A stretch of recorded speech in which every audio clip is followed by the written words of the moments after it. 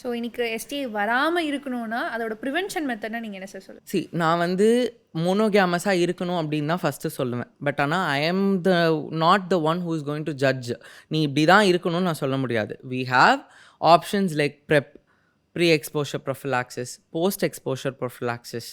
Okay, தெரியாமல் expose ஆகிட்டீங்க, within 72 ஹவர்ஸ்க்குள்ளே வந்தீங்கன்னா என்ன இதாக இருந்தாலும் நம்மளால் அதை வந்து ஓரளவுக்கு கண்ட்ரோல் பண்ண முடியும். Post exposure prophylaxis. ப்ரீ எக்ஸ்போஷர்னால் இல்லை, நான் வந்து எனக்கு வந்து ஒரு அன்னோன் பர்சனோட செக்ஸ் வச்சுக்க போகிறேன், but I wanted to, but எனக்கு வந்து இது வேணும்னா ப்ரீ எக்ஸ்போஷர் ப்ரொஃபிலாக்சிஸ். பட் அதெல்லாமே you need to have a thorough evaluation. We have window period, we have அது என்ன மாதிரி எக்ஸ்போஷர், இது எல்லாமே. அஃப்கோர்ஸ் எஸ், காண்டம் வந்து 98 to 99% control the STIs.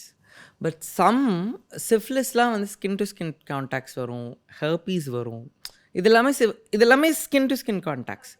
HIV, hepatitis இதெல்லாமே காண்டம் யூஸ் பண்ணும்போது வராது.